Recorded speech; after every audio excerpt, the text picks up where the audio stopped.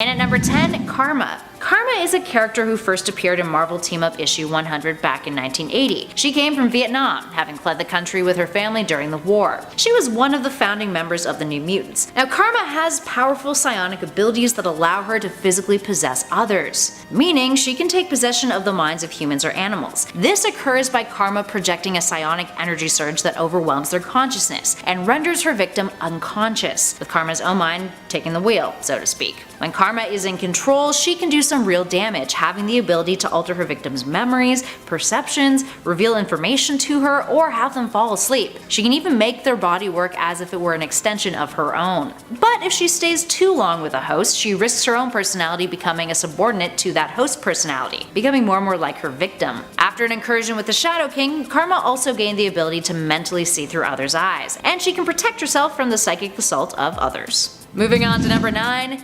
Joseph. Joseph, who only operates by a first name, is the clone of Magneto, but kind of sucks in comparison to him. This is why he's a bit baffling to some. He is a mutant clone who first appeared in Uncanny X-Men issue 327 from 1995, but he also died in a battle against the real Magneto and had a thing for Rogue really briefly. Now his abilities in theory should be the same as Magneto's if he's the iconic villain's clone, right? Well, that is not the case, hence why he's on this list. Sure, he is capable of generating powerful magnetic fields, but he can also generate electricity and electromagnetic radiation. And the real kicker? Well, he doesn't have the full range of Magneto's powers. He never demonstrated the same extent of those powers or some of the tricks that Magneto has been able to pull off over the years, like producing a wormhole. He lacks the mental barriers Magneto has, and therefore when he manipulates a ton of energy, he often causes damage to himself. Sucks for you, Joseph no last name.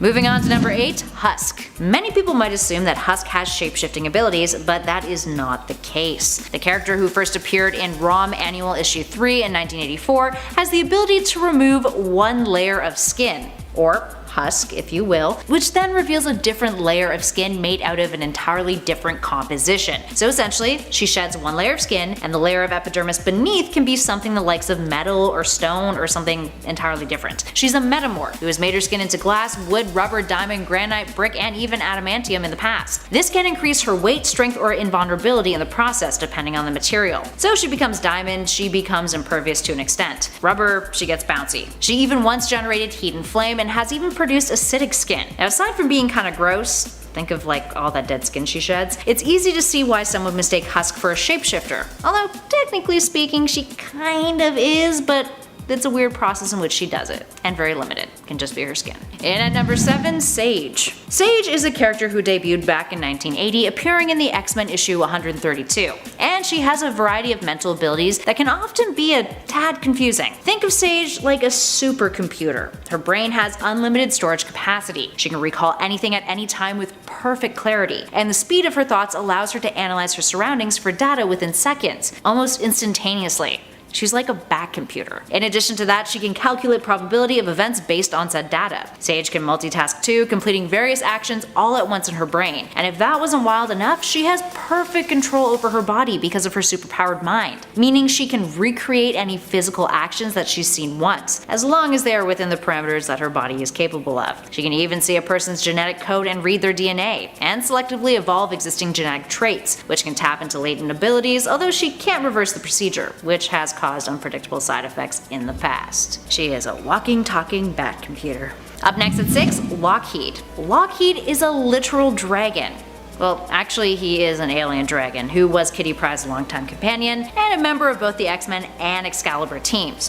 First appearing in the Uncanny X-Men issue 166 from 1983, this little dude does a lot more than just your typical dragon stuff of flying and projecting fire. And he is also the size of a cat, which is kind of super adorable. Lockheed comes from a race of advanced dragon-like extraterrestrials who can travel through space via astral ships that transport their essence, which kinda seems absolutely absurd. Now because of his empath abilities, he is able to understand human speech despite not being able to speak it all that well, and is immune to telepathic probing. So he's not just a cat-sized dragon after all. Although, I mean, would you rather have a real dragon or a tiny dragon that was cat-sized? Personally, I would go for the cat-sized dragon.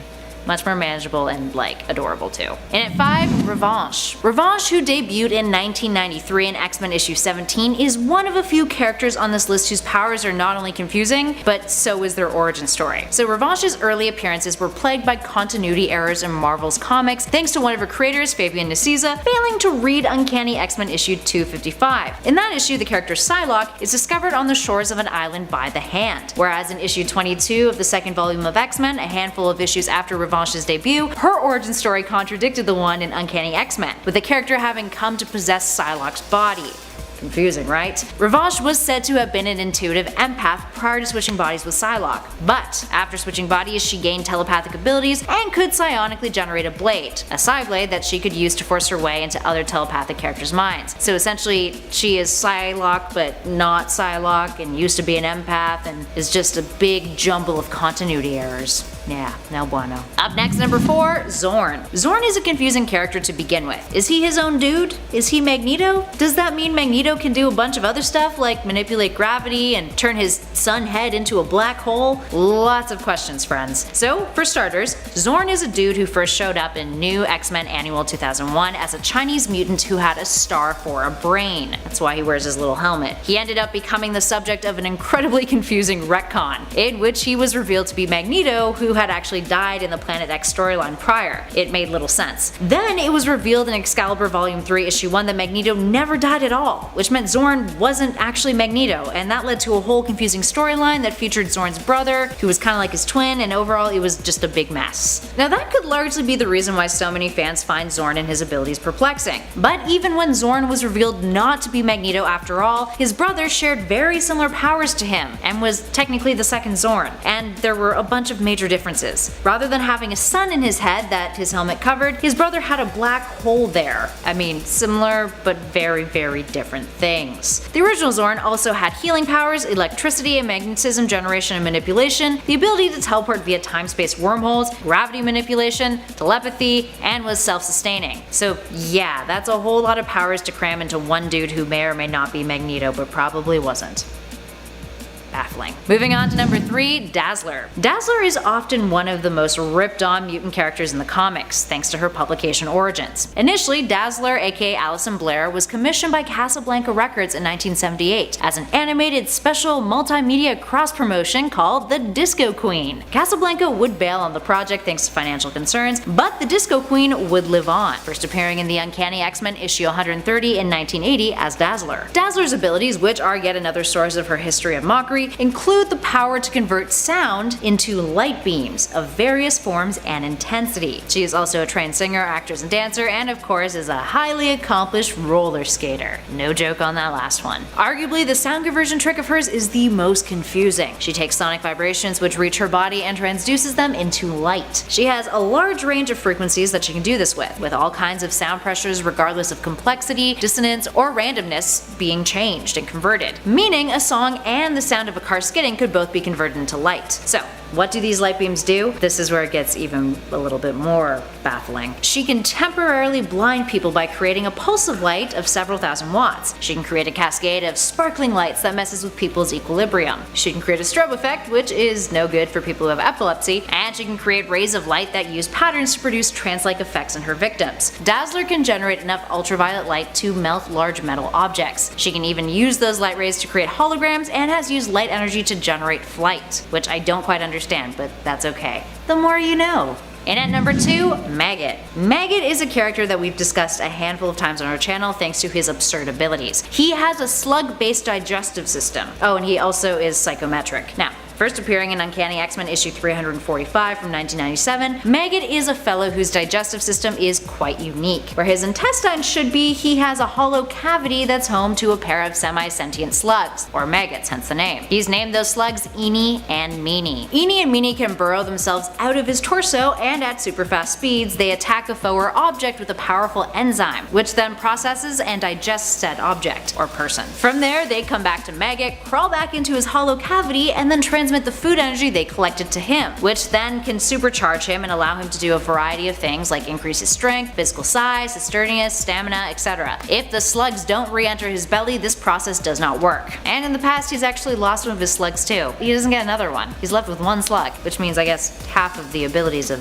digestive power with one slug. And finally, in at number 1, Darwin. Darwin is a peculiar character. First appearing in 2006, X-Men Deadly Genesis issue 2, he's a mutant who has reactive evolution powers. When he was first born, his mother practically disowned him because of his abilities, and later he was experimented on by scientists until Moira McTaggart recruited him. So what does reactive evolution mean in Darwin's case? Well, his body automatically adapted to his environment or circumstances, which allows him to survive anything, although the extent of that capability has never been fully defined in the comics. Now in the past, he's gained night vision in the dark, he's grown gills when in water, he became fireproof when his skin was exposed to an open flame. But it's not just basic physical transformations with him. He once converted his entire body into pure energy. He has increased his own intelligence. He morphed into a sponge when he was shot at with a weapon meant to destroy one's nervous system. He has learned different languages by merely looking at them. And when facing off against the Hulk, his body teleported him away from the battle. That last bit is interesting because Darwin doesn't have a choice over how his body reacts. While he may have chosen to increase his strength when fighting against the likes of the Hulk, his body sensed the best means of survival was to teleport him away from the battle. His body is even proven to process alcohol faster when drinking, preventing him from getting drunk. It's a tough life for Darwin. Starting off at number 10, we have Maggot, or Ileana Rasputin,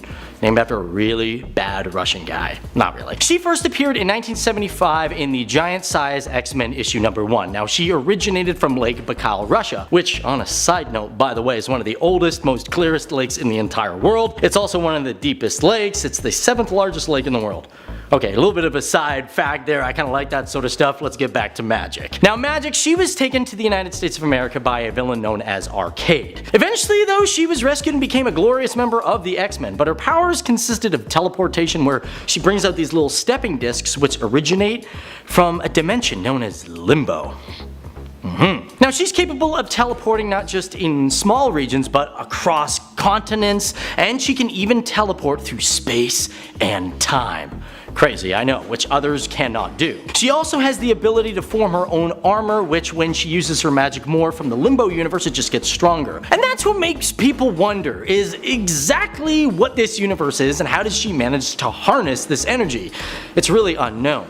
However, she's a sorceress of the Limbo universe, and that's all we got. As a matter of fact, she ended up absorbing all of the Limbo universe, which pretty much nowadays when she teleports, weird images of ghosts and dragons and other creatures now appear.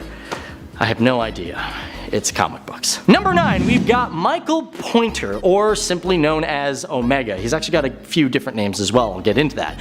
Now originally he was just a simple postman before he found out that he was a mutant. He's capable of not just absorbing people and mutants for their powers, but he can also take on personalities, that's right. His powers have always been extremely strong that his suit had to be made by Reed Richards so he could regulate his powers. There was also a point in his superhero career where he absorbed the power of 50 mutants and Zorn. Zorn merged with Michael Pointer and ended up killing almost all the members of Alpha Flight. The thing with Michael Pointer is that he does not need to touch mutants to take the power, he could just be right near them. It's kinda silly. And he actually managed to almost take all of the powers from every single mutant on Earth. He's kinda like Superman of absorption, an unstoppable machine with his powers having unknown origins. Yep. I could write for comic books. Number 8, we got Phantom X, which is probably the coolest name of all of these guys, I'm gonna be honest. Now, he first appeared in 2002 in the new X-Men series number 128, created out of the Weapon Plus program and acted as a super sentinel for a while. The Weapon Plus program made a group of people or mutants with techno-organic organisms being fused with nanotechnology of a sentinel. I don't really know what that means, but Phantom X was born from his mother, who was one of these Weapon Plus made people, when she was fertilized with nano machines. So his powers, they're interesting because he has a nervous system known as the EVA, which can become external, and when the EVA actually leaves him, he becomes more powerful because he doesn't even feel his injuries. Also, the EVA can shapeshift, it identifies as a woman. Phantom X also even has a backup internal nervous system in case EVA gets damaged. Phantom X also has the ability to go into a state of mind and do his own self-repairs. He's an amazing amazing marksman, and his bullets apparently never miss because they are laced with mutant skin. At one point, he was capable of even skewing reality with illusions. Weird. Number 7, we got Glob Herman. Now the coolest guy, but the lamest name at the same time. First appeared in what was known as the New X-Men Volume 2 138. The prime of Miss Emma Frost May 2013 issue. Now this guy is made up of essentially living wax. It's known as bioparaffin. And his internal organs are pretty much viewable. You can see it, so you can see his bones. They float inside. It's really cool.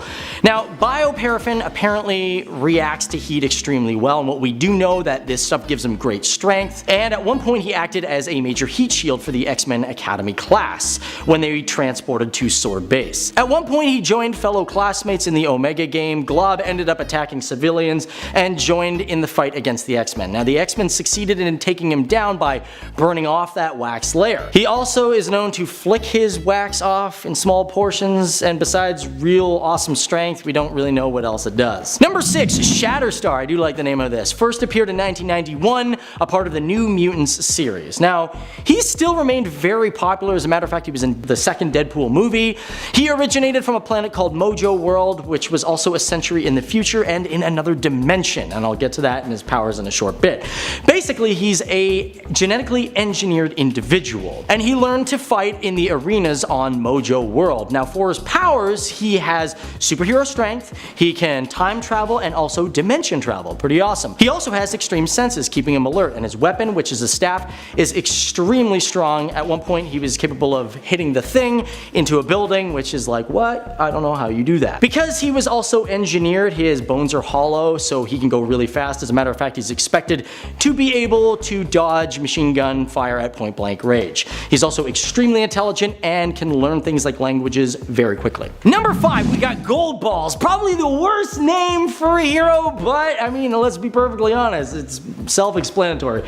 He pretty much takes these gold balls that he can just produce and projects them from any part of his body. On top of that, he can call in an infinite amount of them, and like he can not only shoot them in a straight line, but he can also direct them.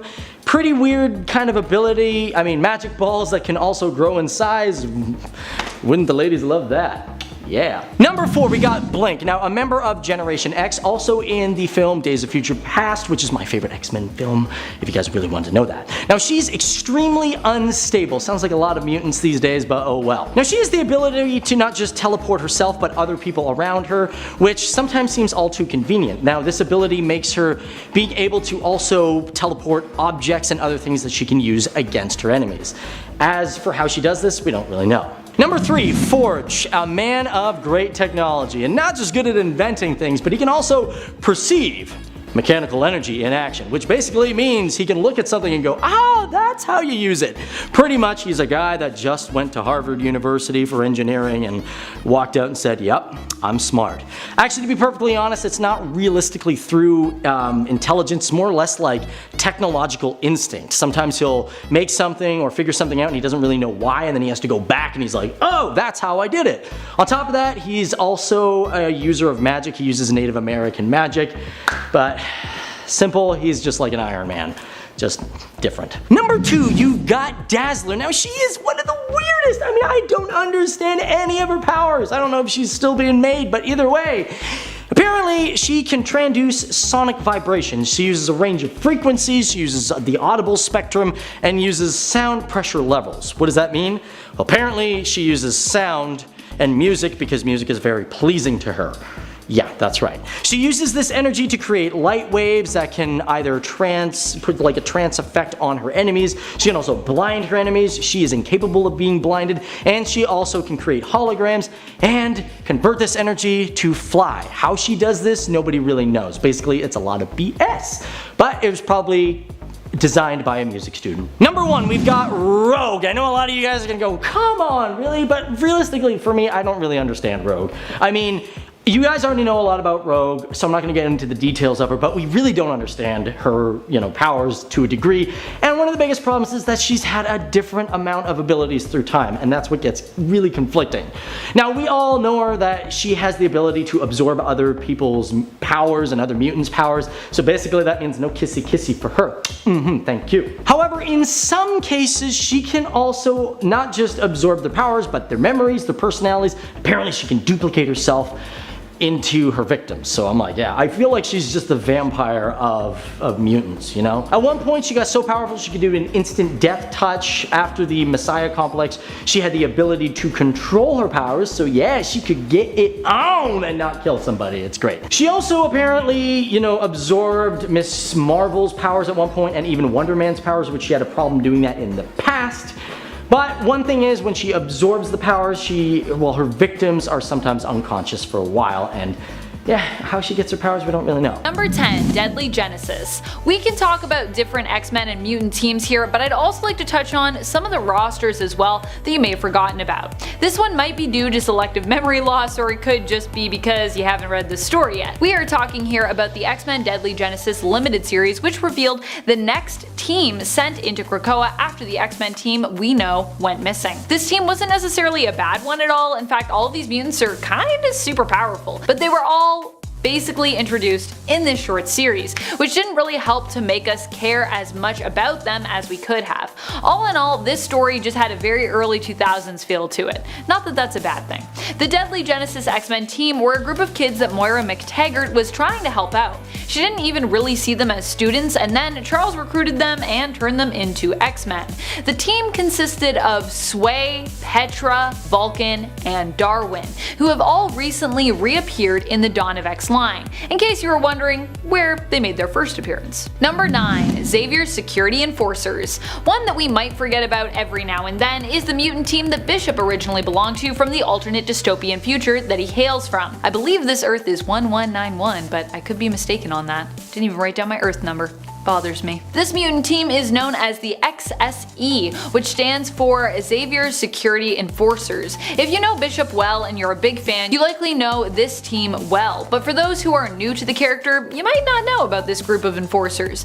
The point of the team that Bishop was part of was to preserve the long-dead Professor Charles Xavier's dream, where mutants and humans could exist in harmony, living peacefully together. Bishop has even been known to wield specific future equipment, which he got from XSE, although we haven't seen them in a while. All members of the team wear their mutant tattoo brands like a badge of honor, and the members have included Randall, Malcolm, and Bishop's sister Shard, among others over the years. Before we hop into our number 8 spot, I just want to thank all of you for being here and give you a quick reminder to click that like if you are enjoying this video. It really does help us out. Number 8, Nasty Boys. You might remember the original villainous Marauders team, but do you remember Mr. Sinister's Nasty Boys? Don't worry if you have, because I will never let you forget.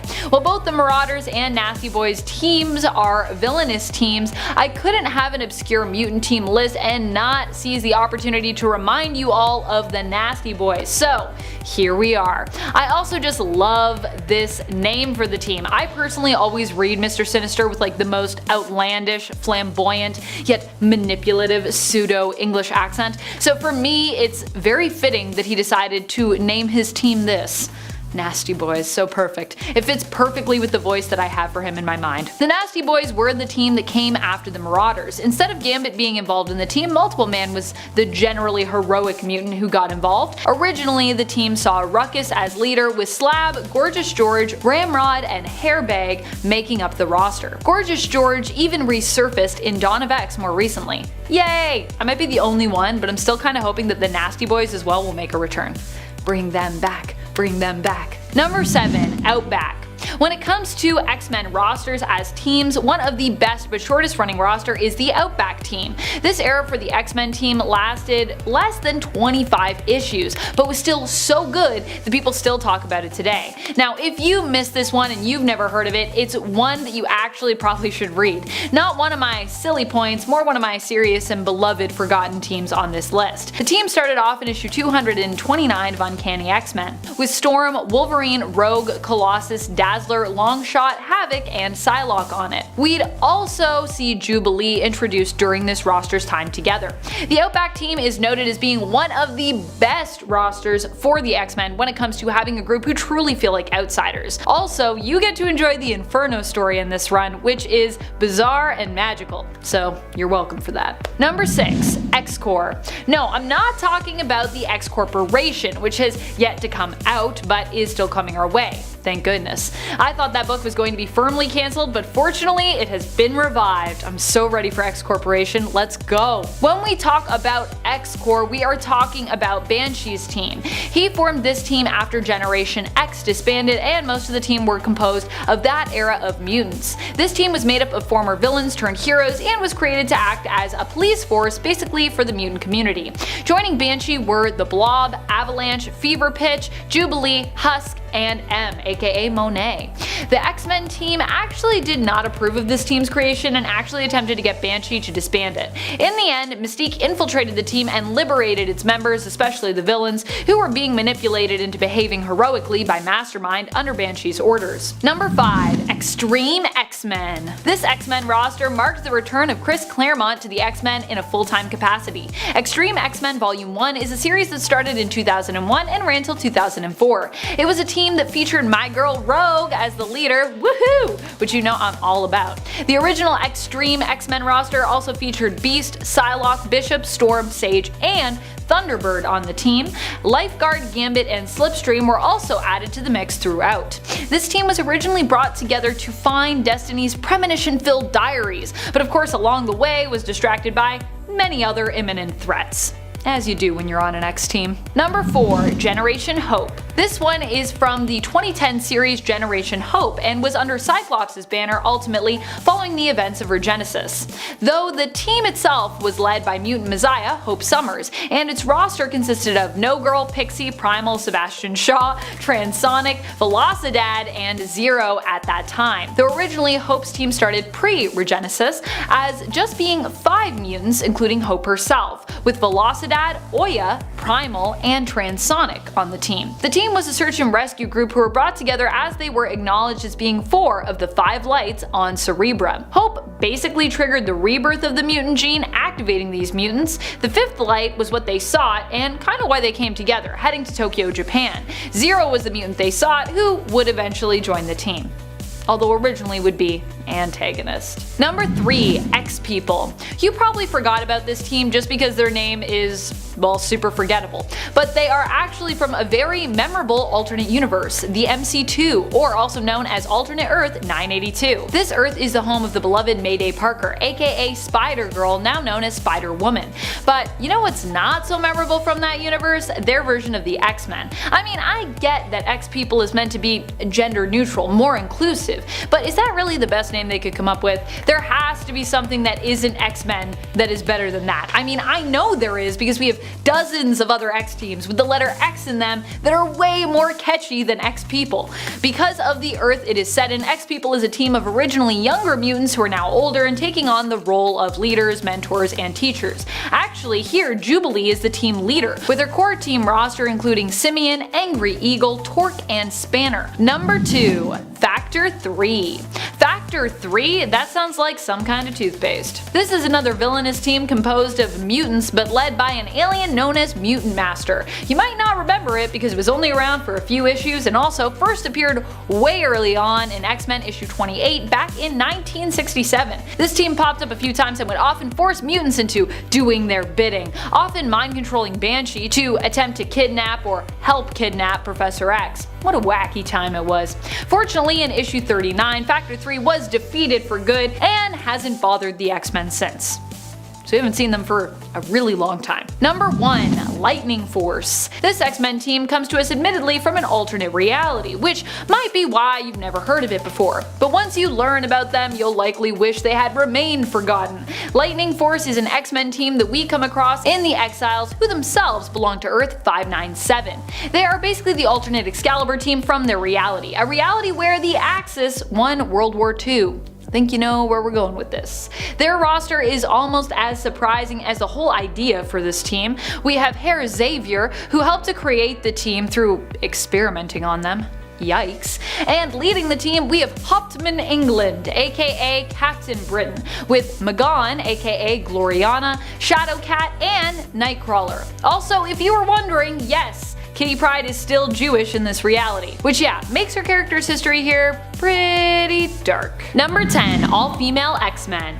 Oddly enough, this book didn't do as hot as expected, despite the fact that it was an awesome powerhouse team composed of all ladies. This team was first introduced in 2013's X-Men series in issue number 1, as one of the main X-Men teams, and the series was part of the Marvel Now event. The team featured Kitty Pryde, Rogue, Rachel Summers, Jubilee, and Psylocke, with Storm as the leader. This team was the first in the history of the X-Men to be an all-female team with its own book. So while it was not a commercial success, it's still an important part of X-Men history to be noted for sure. Number 9, Chuck Austen's Uncanny X-Men. At least, I kind of hope you've never heard of this one, because if you have, you probably just forgot about it after years of trying, and now I'm traumatizing you by bringing it back up. This is the team that featured Stacy X. Yeah. I like Stacy X, but I can also see why her character and this run were super problematic.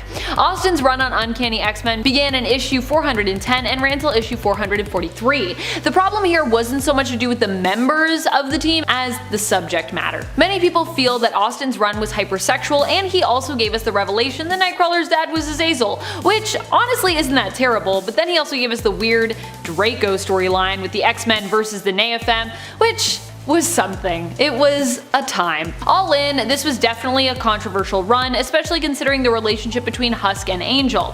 The team was made up of Archangel, Beast, Iceman, Nightcrawler, Stacy X, Wolverine, and Professor X himself to start, but it would later on feature Husk, Polaris, Northstar, Juggernaut, and Havoc. Before we move on to this next spot, just a quick little reminder to click that like button if you haven't already, it really does help us out. Number 8, Children of the Atom. You might not have heard of this one because it isn't even out yet, but this is one of the new teams and books that we had expected to see earlier this year, but due to the global pandemic was delayed and is now delayed again. Originally it was moved to January of 2021, but now we aren't expected to see it till April of 2021.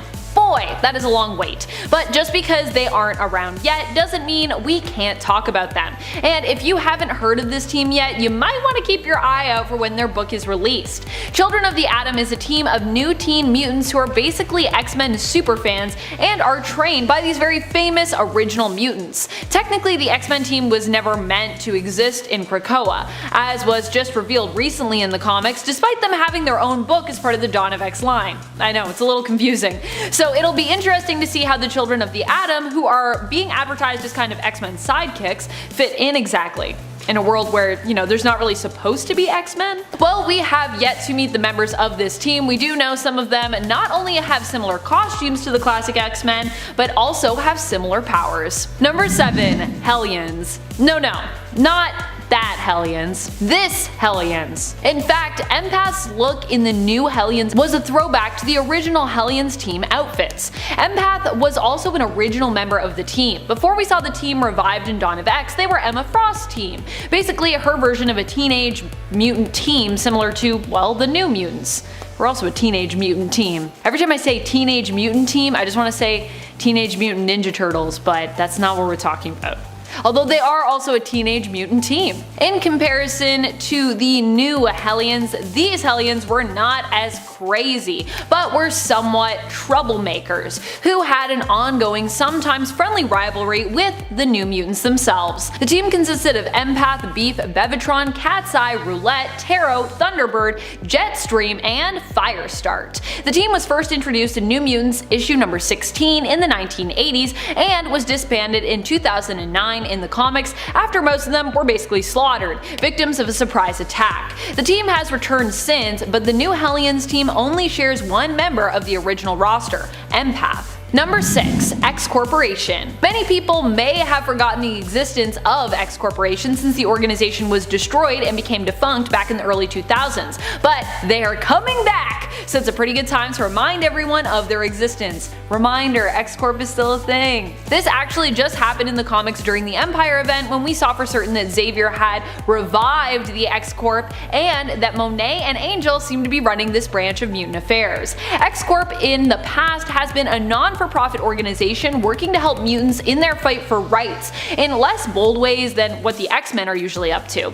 It also provided a place of refuge for mutants who needed it, until the global organization had their various branches targeted and blown up around the globe following the events of M-Day. X-Corp will be getting their own book in the Dawn of X line, which I am way too excited about. I just want to see Angel get a moment in the spotlight, you know? Many believe the book to have been cancelled, but Jonathan Hickman actually confirmed early in December that it is still very much a go. Number 5. X-Men The End. In this series, we saw a bunch of teams kind of come together, ending in one big one, and Chris Claremont's The End. I like this X-Men team as well because although she died pretty early on in terms of her appearance here, we also get a shout out at least to Dust. And Dust is such an underrated X-Men in my opinion. This comic also introduces us to the future daughter of Bishop and Deathbird, Aaliyah Bishop. The final X-Men team features Kitty Pryde, Wolfsbane, Karma, North Star, Dust, Martha Johansson aka No Girl, the Cuckoos, Cyclops, and a subgroup known as the Heavy Hitters, which features Wither, Frenzy, Polaris, Juggernaut, and Kid Colossus. Number 4. The Upstarts. Speaking of young mutant teams that are lesser known like the Hellions, we also have their straight up not friendly at all rivals, the Upstarts. The Upstarts were definitely a more villainous crew in comparison to the Hellions, just in general, as their whole goal was to basically kill mutants. The Upstarts were a mutant team created by Selene, the Black Queen of the Hellfire Club. She put the team together in order to test the members, getting them to compete for points which would be awarded whenever they killed mutants, based on the mutants' power set. Originally, the young group of mutants involved were unnamed and were promised that whoever got the most points would win a prize, which remained a mystery pretty much through all of the comics that they were featured in. I bet it's cake, and I bet it's a lie. Although I think it was also mentioned at one point somewhere that it was immortality, so in case you were wondering, for realsies. Number 3. Battle of the Atom Future X-Men. While everyone might focus on the Battle of the Atom Future Brotherhood team, as Race has a tendency to steal the show, plus my girl Zorn Jean, and also featuring Molly Hayes, people tend to forget about the awesomeness that was the Future X-Men team. The real X-Men team.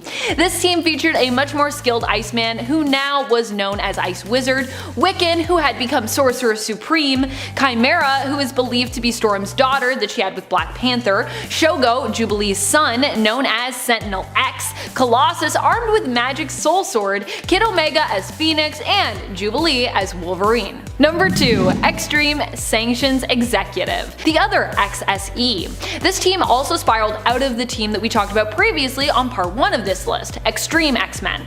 XSE here stands for the Extreme Sanctions Executive. Similar to the original XSE that Bishop was a part of in the future, this team is also like a military police force meant to maintain and in some cases enforce peace is kept between mutants and humans. Storm was asked to create the team by the United Nations and eventually would increase its numbers by recruiting the rest of her X-Men, making this team another government-sanctioned mutant team, like X-Factor was, and still one of the first of those types of teams. Team members have included Bishop, Cannonball, Magma, Rachel Summers is on every team, I love it, Psylocke, Rogue, Sage, Wolverine, X-23, and Gambit. Number 1. X-Animals. If you're an intense X-Men fan, you may be familiar with Mojo's X-Babies, but are you familiar with his other attempts at recreating or recasting Marvel's 616 X-Men after they were believed dead? One such team that attempted to step in was the X-Animals. This was a team of, well,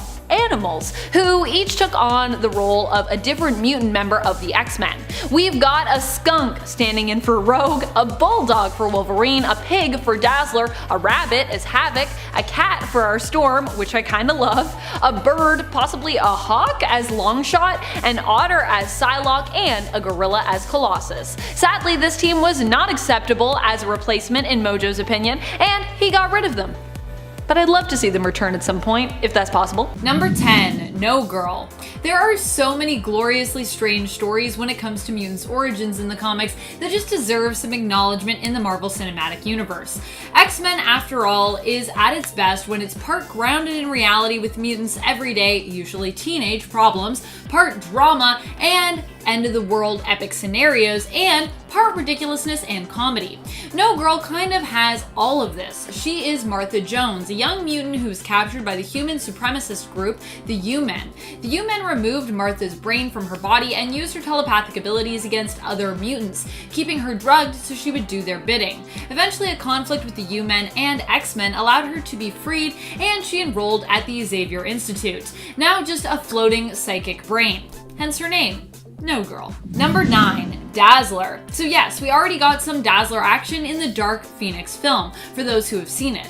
But just because Dark Phoenix wasn't a box office success doesn't mean we should let Dazzler's cinematic presence fall by the wayside again. Alison Blair has always been a reluctant hero in the comics, who is often more focused on her music career than her role as an X-Men. She has been part of the team before, but her reluctance to take on a hero role, except for when she truly feels that compulsion to act on injustice or fight against imminent doom, is what makes her interesting. That reluctance, I don't know, there's something interesting about that. Her powers aren't conventional either. She can transform sound to light and works in the realm of energy manipulation. Often her light powers make her a mutant who is looked down upon or underappreciated. But she also has a passionate fan base and was once the leader of the awesome alternate reality multiversal mutant team in 2012's Extreme X-Men, which is a super fun comic, and I wish we could do that in a movie. Number 8. Jumbo Carnation. Jumbo never really had a huge role in the mutant community and was never an official X-Men, though he did make his first appearance in the early 2000s comic series New X-Men.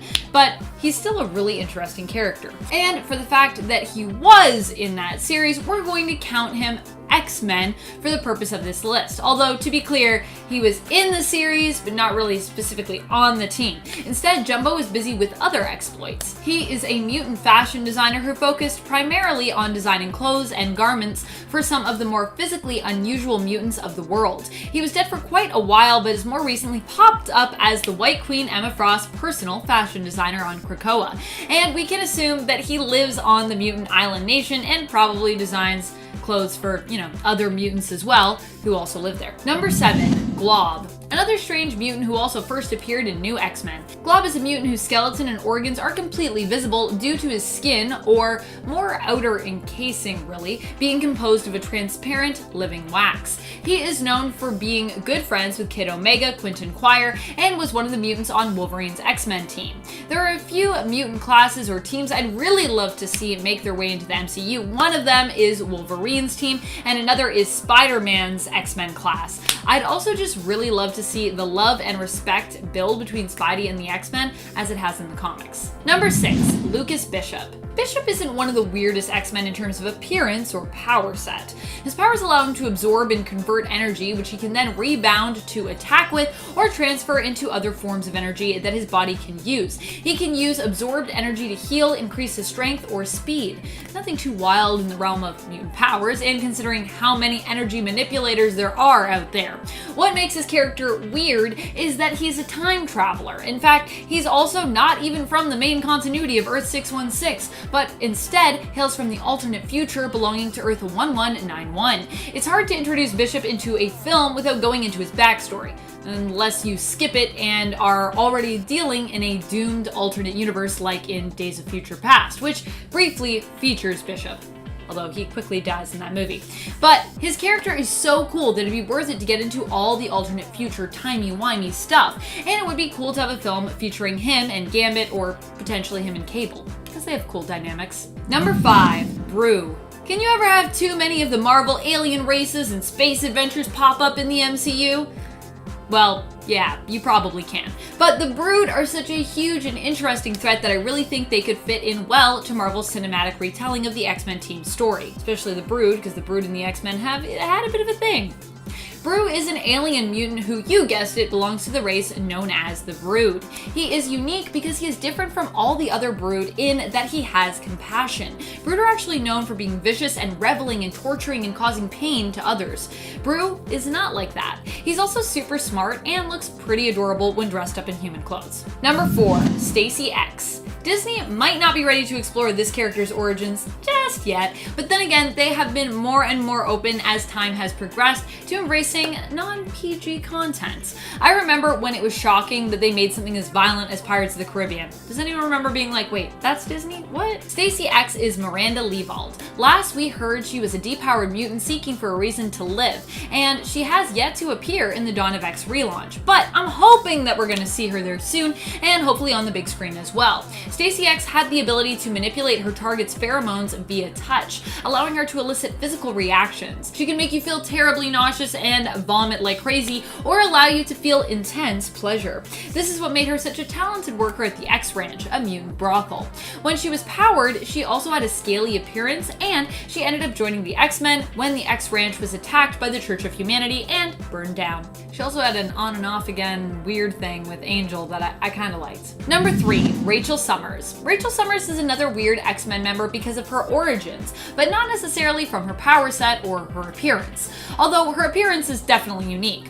We probably wouldn't call it weird though, more interesting. The cool and bizarre thing about what Jonathan Hickman's Dawn of X relaunch is doing right now is it's both allowing the X-Men and mutant kind to evolve into something new, to move forward, while also acknowledging and paying tribute to their past. It's creating a mutant culture, or a mutant lore in a way. And one of my favorite things about this is that the house that the Summer family lives in now allows all kind of crazy different characters and timelines to exist under one roof, meaning that Rachel is living with main continuity Jean and Scott, who are basically alternate reality versions of her parents. In Rachel's reality, Scott and Jean got married and had one daughter, Rachel Summers. Rachel, however, can also tap into the power of the Phoenix Force, as her mother was merged with the Phoenix when she gave birth to her, making Rachel a kind of confusing but super cool and super powerful character. Just more Summers in general might be interesting because the Summer family is pretty crazy. Number 2, Phantom X. Phantom X would likely be a hard one to explain, but hey, if we can make Cable work, I'm confident that we can attempt to make almost anything work. Phantom X speaks with a French accent. He sounds French, but he claims he isn't.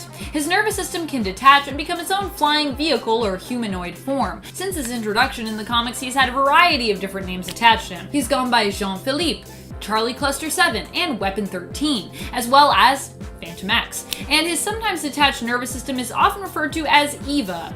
We don't know what that stands for, but I guess Grant Morrison just liked the name Eva. Let me know if you have a guess as to what Eva stands for in the comments, or if you somehow talked to Grant Morrison and figured that out. Or if you are Grant Morrison, that would be good. Well, Phantom X may be super confusing and weird, he's also pretty mysterious, cool, and is definitely a badass with a great character design to boot. So even though he's very strange, I'd love to see him in the MCU. Number 1, Eye-Boy.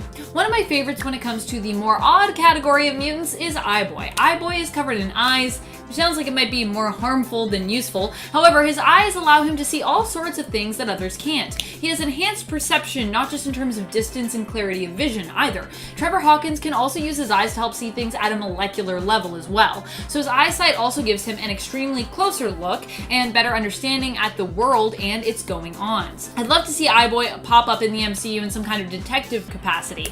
His powers would make him a pretty good mutant detective in my opinion. Eye-Boy never gets enough respect. Number 10, Candace Southern. While Candy wasn't necessarily a member, she did help the X-Men and made her first appearance in X-Men issue 31 in the 60s. She was a longtime friend of Angel's and would later end up dating Warren. She also would team up with the X-Men to help find Warren when he went missing after learning of the fellow mutant team's existence, and Warren Worthington III's role as Hero Angel on the team. Candy would later break up with Warren and was killed by X-Factor enemy and former friend Cameron Hodge. Candace Southern wasn't a mutant and didn't have any powers, but she was skilled in business. I personally would love to see her somehow be resurrected and return to the comics in the new X-Corp series, working alongside the mutants as a human ally in business. That could be pretty cool. Number 9, Brew! Brew is one of my favorite of the more obscure X-Men members. He is a mutant of the Brood alien race. Brood are basically terrifying, violent, and love hurting others. Brew, however, is very different from the rest of his race, being a mutant. His mutant power is actually compassion or empathy. Unlike the rest of his species, he doesn't enjoy hurting others and, in fact, is more inclined to try and help others instead. Aww. Basically, he's a big Brood sweetheart. Recently in the comics, Brew accidentally became the new Brood King after consuming the King Egg, and just in time too, as the mutant nation was in the midst of being overrun with invading Brood at the time. Consuming the King Egg allowed Brood to tap into and basically control the hive mind, becoming the leader of his species. And if you missed out on that whole fun adventure, you can check it out in the newest X-Men series. That's where that all went down, and it was pretty exciting to read. Brew initially appeared in the 2004 Astonishing X-Men series in issue 40, and would later team up with and be taken in by the X-Men, joining the Jean Grey School for Higher Learning. He'd also get to have like a really fun day with Tony Stark, which is another fun Brew adventure. And before we move on to this next spot, just a quick reminder, if you love X-Men as much as I love X-Men, which is a lot, be sure to show that love by giving this video a thumbs up. And why not hit that subscribe as well while you're down there. Number 8. Vulcan. Vulcan is the retcon youngest brother of Alex and Scott Summers, aka Havoc and Cyclops. He was introduced during X-Men Deadly Genesis and was revealed to be one of the mutants who was part of Charles Xavier's original and formerly unknown rescue mission to save his team from Krakoa. Vulcan was the name he'd chosen for himself, though his name was originally Gabriel Summers. When Catherine Summers was kidnapped, she was pregnant with Gabriel, but he was taken from her womb and put in an incubation accelerator. Once fully grown, he was intended to be used as the Shi'ar Emperor's servant, but he escaped and was found and recruited by Moira McTaggart to join the X-Men. Vulcan's powers are similar to both his brothers and involve energy manipulation. He is considered an Omega level mutant and is capable of absorbing energy and dispelling it in the form of blasts. He can also use the energy to heal, fly, create constructs, manipulate objects, and as a form of sustenance. Number 7. Mimic. Mimic is a mutant, but one who gained his abilities after knocking over a beaker accidentally in his father's lab, which caused a chemical reaction that created a strange red gas which he then inhaled. His powers allow him to mimic the abilities and skills of other beings within a certain distance of him. Increased exposure to others' abilities seems to also grant him more permanent adaptations of those powers. It wasn't until more recently that it was actually confirmed that Mimic was in fact a mutant during House of X, as suspected since the 90s. Instead, we were led to believe initially that he was a human whose DNA was genetically altered. While not often appearing in the comics, Mimic, aka Calvin Rankin, is a character who has been around since the 60s, if you can believe it, and first appeared in X-Men issue 19, where fans were introduced to him and the question was posed of whether or not Mimic was a mutant or something far worse. Turns out he was a mutant. Mimic is a longtime villain of the X-Men who did for a time play the role of hero and has served on both the heroic X-Men team as well as Norman Osborn's dark X-Men team during the events of Dark Reign. But anyways, I feel like Norman Osborn's team should count, so if we do a part 5, expect me to get into some of that. Number 6. Warbird. Warbird is a pretty unique character, having been born as a member of the Shi'ar Empire, but not knowing her parents. Her mother was an alien who was taken captive and who was killed by giving birth to Avidara, who would grow up to be Warbird. Her mother's reproductive organs basically were not compatible with the Shi'ar, and so she did not survive the pregnancy. Avidara would grow up to become a Shi'ar warrior and join the prestigious Warbirds, whose job it was to guard the royal family. Warbird is not a mutant, but would work alongside the X-Men team and cross paths with them while being tasked with guarding over Kid Gladiator. She first appeared in Wolverine and the X-Men in issue number 1. Number 5. Spiral. Spiral has been an enemy of the X-Men, but would also become a member of Storm and Psylocke's X-Force team. She was a human known as Rita Hayward, who would end up in the Mojoverse and become part of a time paradox, having been attacked by her future mutated self, Spiral. Originally, she was a stunt woman who ended up falling in love with Longshot during his time on Earth and returned with him to the Mojoverse. When his plan to defeat Mojo failed, Rita was captured and was modified by Mojo to have 6 arms, one of which was completely cybernetic. Spiral herself is part cyborg, part human mutate as a result of the modifications performed on her. She was also the one responsible, acting as an agent of Mojo, for giving Psylocke her cybernetic eyes. True facts. Number 4. Shark Girl. Seriously, Wolverine and the X-Men has such a fun group of characters in it. If you haven't checked it out, you need to check it out. Ira Dos Santos is one of that group. She first appeared in issue 20 of the series and has also been referred to as Wereshark before, which is pretty fitting, as both names would imply she is basically part shark, part human, and that's also her mutation. Shark Girl is one of the mutants who appeared following the dispersion of the Phoenix Force. When her powers first manifested, both the Brotherhood and the X-Men attempted to recruit her to their causes. She refused both offers and was later kidnapped by Mystique, who attempted to then recruit her using force, basically. Fortunately, she was saved by Angel and would eventually agree to attend the Jean Grey School of Higher Learning. Shark Girl can transform into a full shark and can also transform into a part shark, part human, basically like a land shark. While in these forms, she can survive either underwater or on land and has enhanced strength, stamina, and speed. Number 3. Adam X. We are going back to the crazy Summers family tree for this one. Adam X is the half-brother of Cyclops, Havoc, and Vulcan. His mother is Catherine Summers, but his father was the emperor of the Shi'ar Empire, Emperor Deken Naramani. Adam X first came on the scene in the 90s, and to hear his story,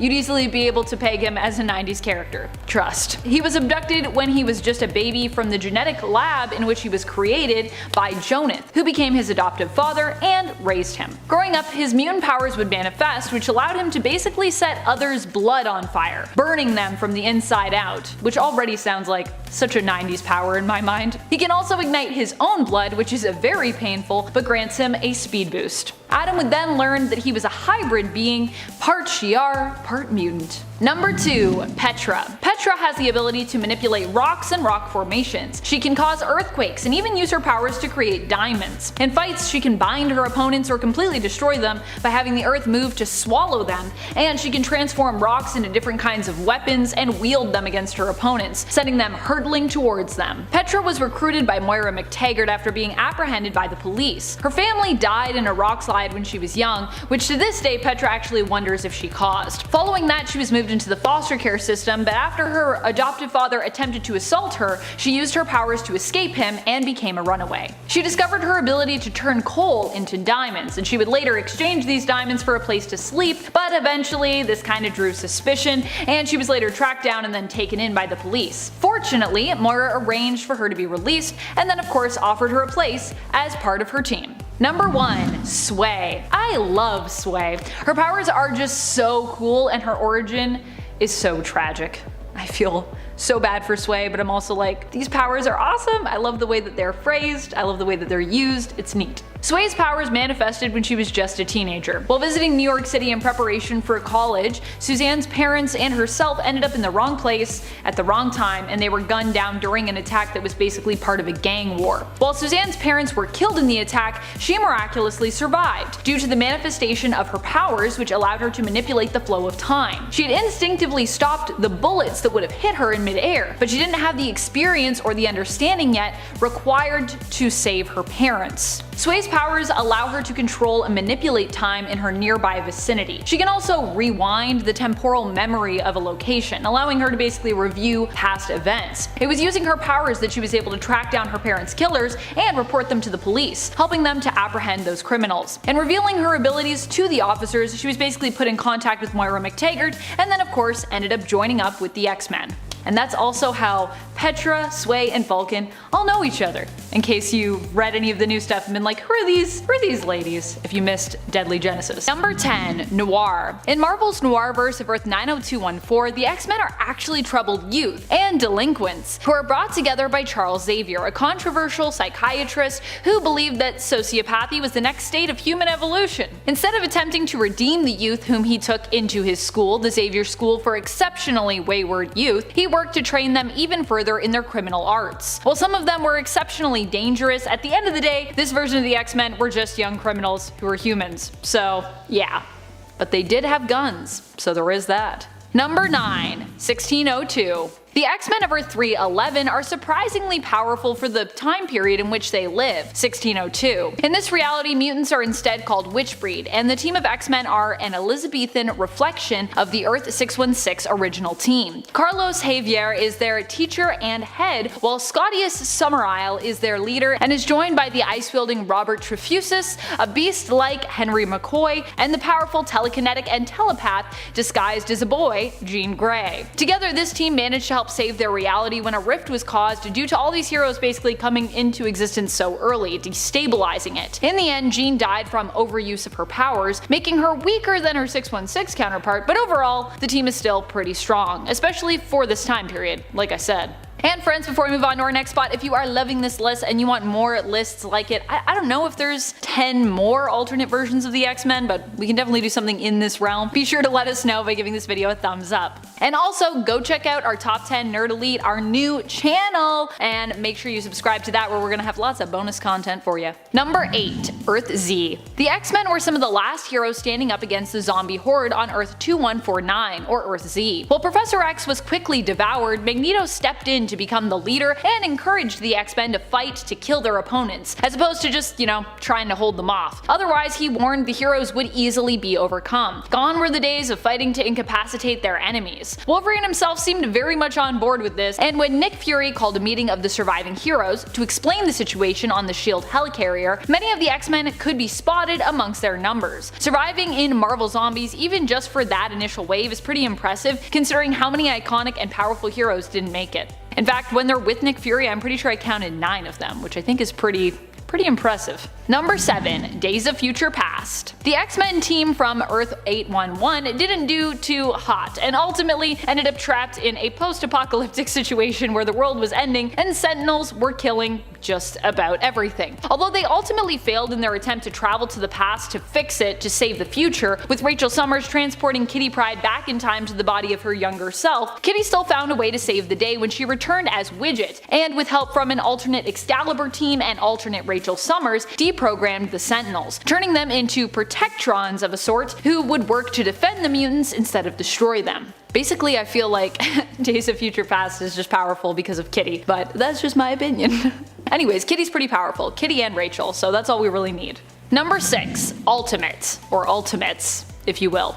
Earth 1610. In the ultimate reality, the X-Men were born out of a break between Professor Charles Xavier and Magneto's Eric Lehnsherr. Here, the two were friends and like-minded individuals for a time who together founded the Brotherhood of Mutants. They lived together with their students in peace and harmony on the Savage Land, until a falling out drove them apart, due to Magneto believing in ruling humankind and Xavier disagreeing with that. Magneto was the one responsible for Professor X losing his ability to walk and ending up in a wheelchair, and Professor X ended up creating his own mutant group called the X-Men. Later, during the X-Men's fight against Magneto during Ultimatum, many members of the team died, but a few of the most powerful did manage to survive. The team members that survived included Jean Grey, Kitty Pryde, Colossus, Rogue, Iceman, and Storm. And I think that was pretty much it, actually.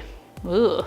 Number 5. The Brotherhood of Evil X-Men from the Future. So this team isn't really a straight up alternate X-Men team, as the name implies. I'm cheating just a little bit here. However, they did pose as the true future X-Men when they showed up in Battle of the Atom, and I really like them, so I'm just gonna count them, cause I do the lists, so I get to decide what folks we include. Cool? Cool. This team also has some of my favorite overall members, with Charles Xavier II appearing as the leader, and also boasting of a roster including and formerly including Zorn, Jean Grey, an Ice Hulk version of Bobby Drake, an insane version of Beast, Raze, Deadpool, and a much more powerful Molly Hayes, who doesn't succumb to exhaustion after using her super strength. Which is pretty scary, because Molly Hayes is pretty strong.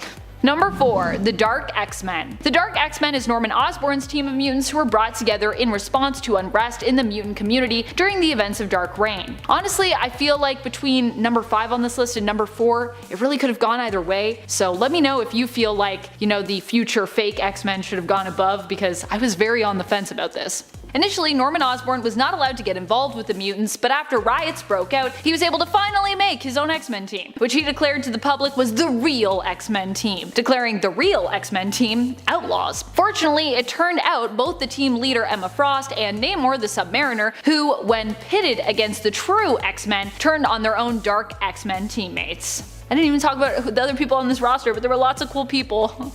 Number 3. Extreme X-Men. Extreme X-Men Volume 2 is an X-Men series and a team that takes a page out of the Exiles book, not to be confused with Chris Claremont's Extreme X-Men roster led by Storm in Volume 1 of that series. This version, written by Greg Pak, is a multiversal team of heroes who hail from various alternate realities. Seriously, I love this series. It's 1, really pretty, and 2, it's just really cool. The team is typically led by the main continuity Dazzler, Allison Blair. The team roster included such amazing members as Sage, Earth 12025 Hercules, boyfriend of the James Howlett of that reality, the James Howlett from Earth 12025 himself, Emmeline Frost Summers, an OP godlike immortal version of Emma Frost who is married to Scott in her reality of Earth 52012, Corporal Scott Summers from the American Civil War based reality of Earth 70213, a younger version of Kurt nicknamed Kid Nightcrawler, and a floating Xavier head.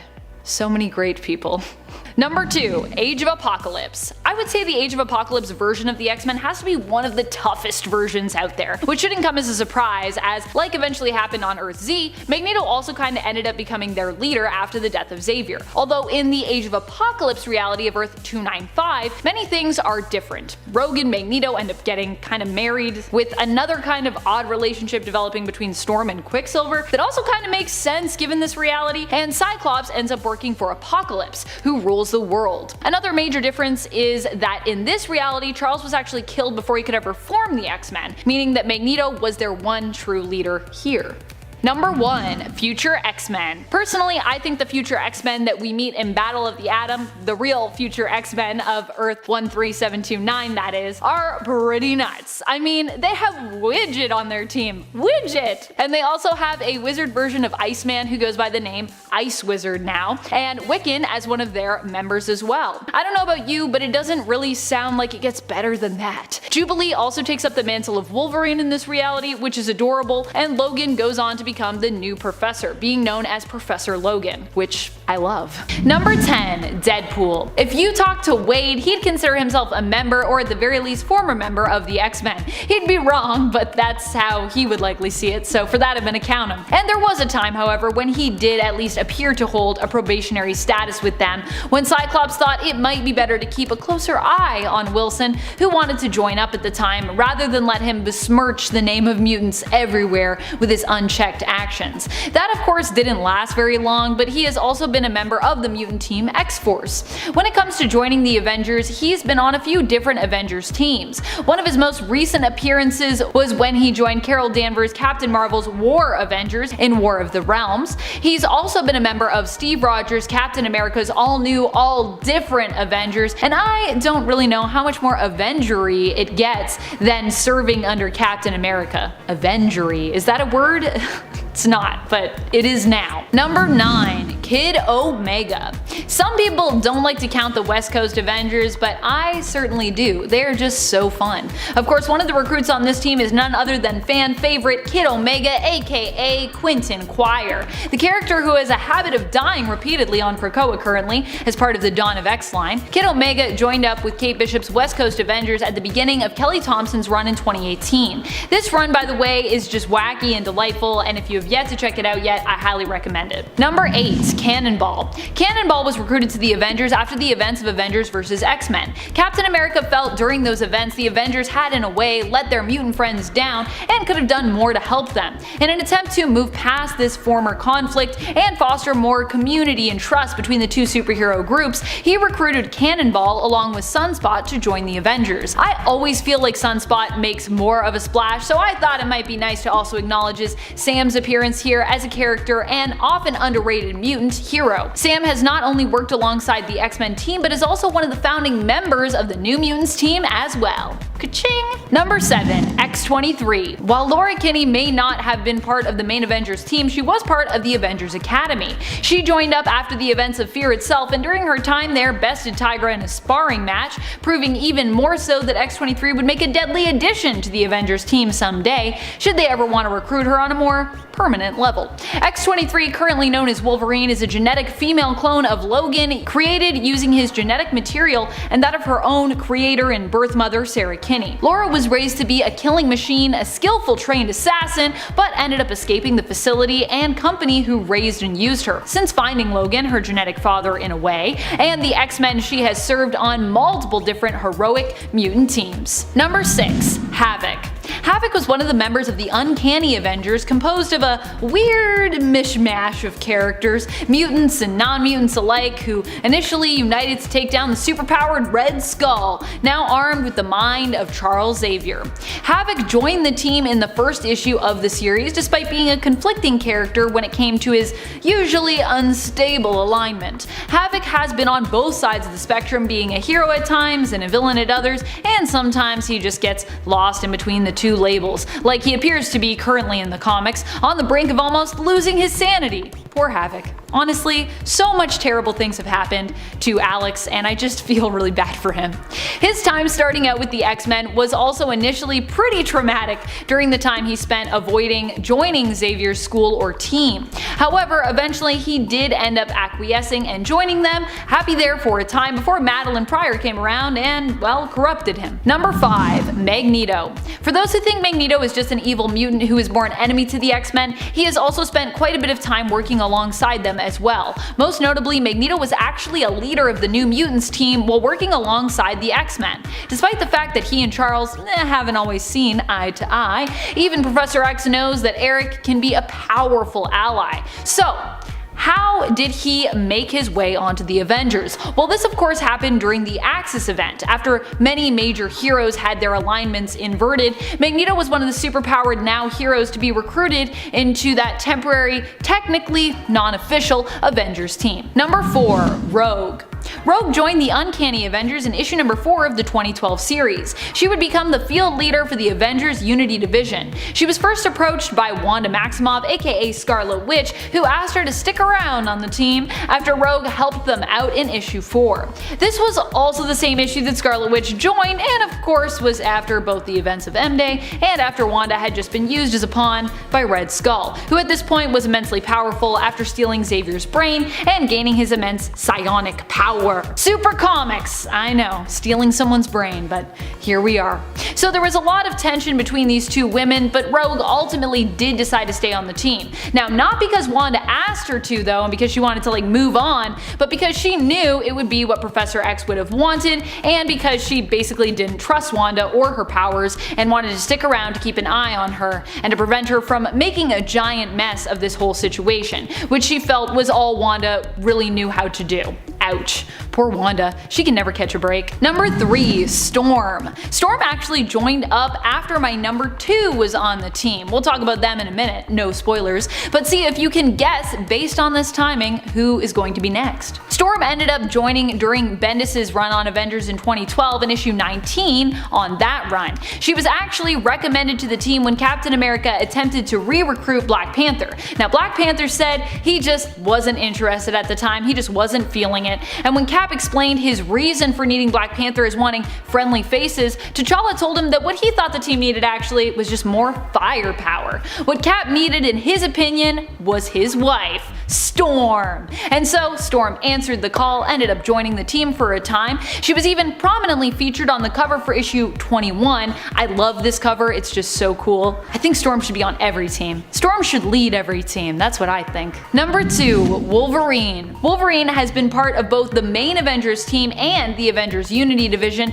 being as popular as a member of the X-Men as he is. I'm actually surprised it took Marvel as long as it did to include him on the team after the Avengers became this sort of ever-expanding team that just had so many branches and card-carrying former members as well as rotating members and honorary members. It just has become There's a lot of Avengers. Wolverine was invited to officially join the Avengers in the 2005 New Avengers series in issue number 6, after Cap and Iron Man had a brief discussion about whether or not Wolverine would be a suitable pick for the team. Steve was concerned that Wolverine was a murderer and therefore not suited, but Tony insisted, saying that he was their missing ingredient, the thing that their new team needed. And also he was like, he's not a murderer, he's a samurai. Or maybe a murderer and a samurai. I think you can be both. I don't know, can you be both? Is that dishonorable? Apologies to any samurai watching this. Number 1. Beast. We've seen Beast featured on the Secret Avengers team, but like me, you may have forgotten that he is essentially a core member of the Avengers, first becoming a probationary member in the Avengers Volume 1 in issue 137, and then gaining full membership in issue 151. Beast was likely the first X-Men member to become a full member of the main team,